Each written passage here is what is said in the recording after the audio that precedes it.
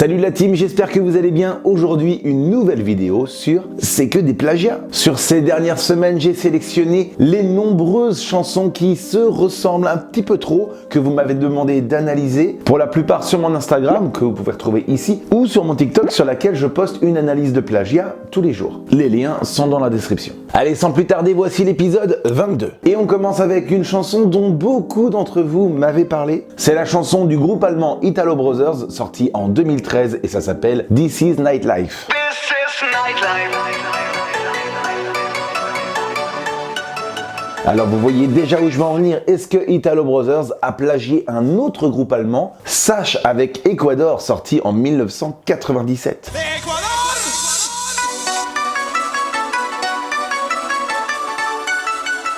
Eh bien non, il s'agit tout simplement d'une reprise. Et les auteurs-compositeurs d'Ecuador, Lapesser, Allison et Capmeyer, sont crédités sur la chanson This is Nightlife. Pas plagiat. Écoutez désormais cette chanson qui s'appelle Golden Hearts, sortie en 2015.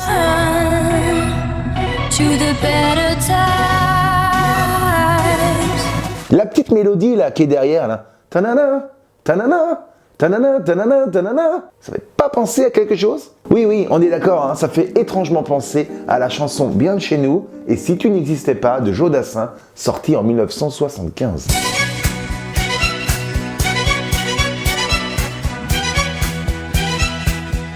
Une mélodie inventée par Salvatore Cutugno et Pasquale Losito, les compositeurs de Et si tu n'existais pas. Mais j'ai beau chercher sur Spotify ou sur le site de la SACEM, rien dans les crédits. Plagiat.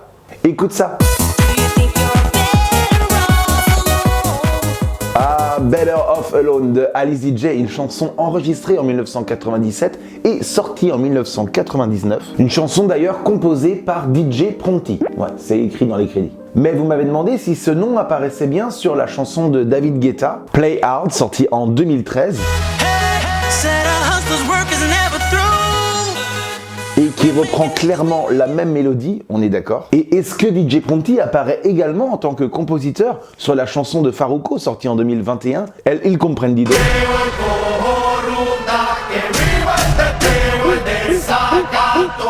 qui reprend là aussi clairement la même mélodie. Alors pour ça, il suffit de regarder quels compositeurs sont crédités sur le titre de David Guetta et sur le titre de Farruko. Et on n'y retrouve pas du tout DJ Pronti. Mais comment ça se fait? Plagiat alors? Bon, avant de crier au scandale, il faudrait vérifier qui est ce DJ Pronti, sûrement un nom de scène. Et le vrai nom de DJ Pronti, c'est Sebastian Mollinge, un DJ compositeur néerlandais. Et ce nom-là est crédité sur chacun des deux morceaux cités. Il touche donc sa part des droits, pas plagiat.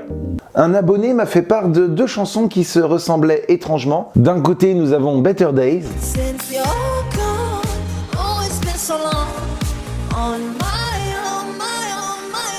Et de l'autre, nous avons Bruxelles, je t'aime.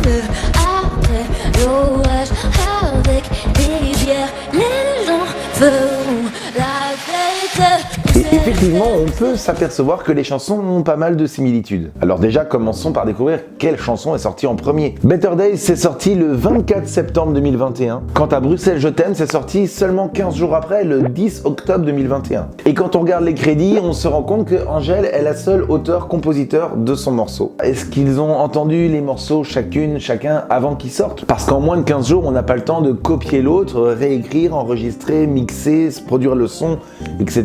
Non, c'est pas possible. Alors il faudrait que les compositeurs aient entendu l'autre version avant que ça sorte, ou alors est-ce qu'on est juste dans l'air du temps de faire ces chansons avec cette mode, ces arrangements? Plagiat ou simple coïncidence?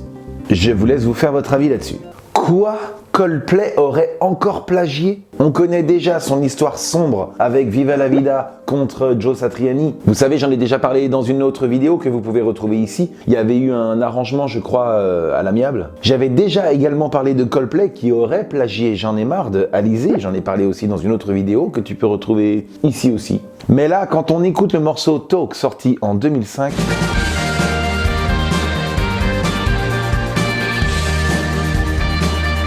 on ne peut s'empêcher de comparer la mélodie à Computer Love, un morceau de Kraftwerk sorti en 1981.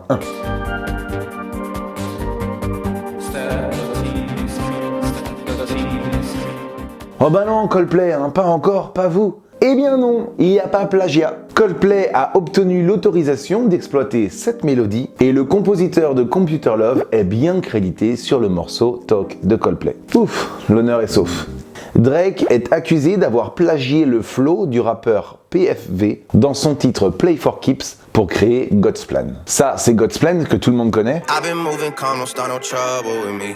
Trying to keep it peaceful is a struggle for me. Et ça, c'est Play for Keeps. I'm the one you think about in silence when you sleep.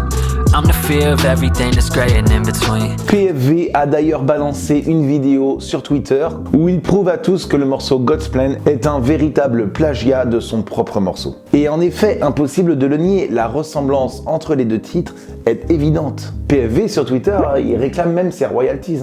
Et ce n'est pas la première fois que Drake est accusé de plagiat de flow. Pas le prénom, le débit de parole. Avant qu'il ne disparaisse, XXXTentacion avait accusé Drake d'avoir piqué son flow dans Look at Me avec son morceau KMT. Ça, c'est Look at Me.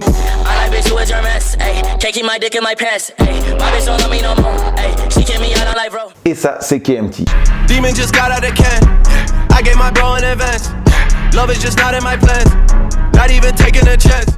À peine sorti de son procès contre son ex-épouse Amber Heard, Johnny Depp se retrouve dans mes vidéos sur les plagiats. Et en effet, en juillet 2022, il a sorti un album de chansons avec son ami, le guitariste légendaire Jeff Beck. Mais dans cet album, les paroles de la chanson Sad Motherfucking Parade reprennent un poème de Bruce Jackson, publié en 1974. Écoutez.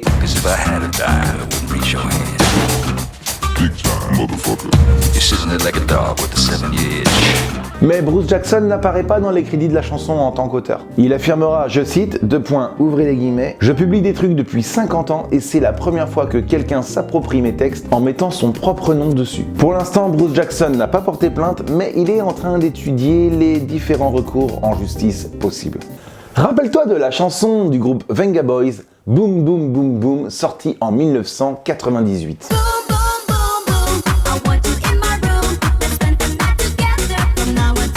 Ah, que de souvenirs. Et c'est marrant comme la mélodie du couplet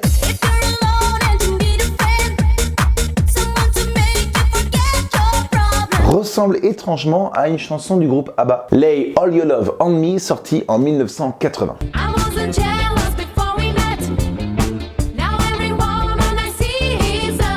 Mais là aussi, pas plagiat, aussi étonnant que ça puisse paraître, on retrouve les compositeurs de ABBA sur la chanson de Venga Boys. Ce qui veut dire qu'à chaque fois que tu as dansé sur Boom Boom Boom Boom, eh bien, le groupe ABBA touche sa part de royalties. Les amis, j'espère que cette vidéo vous a plu. N'hésitez pas à me dire dans les commentaires si vous connaissez d'autres chansons qui se ressemblent étrangement et j'analyserai pour vous si ce sont des plagiats ou non. N'oubliez pas d'ajouter votre petit pouce en l'air sous cette vidéo. Je vous dis à très bientôt pour une prochaine vidéo. Je vous kiffe les amis. Ciao!